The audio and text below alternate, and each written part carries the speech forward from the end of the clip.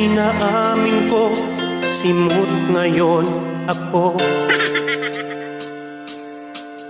Inaamin ko, naubos na ang budget ko.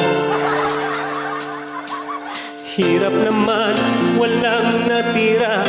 January pa lang, puno, pinatuyo aking ulam.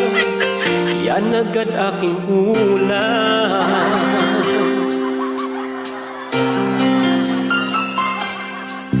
Napapansin ko, lagi akong tulala. Dinibdib ko, gastos kong malala. Wallet ko ay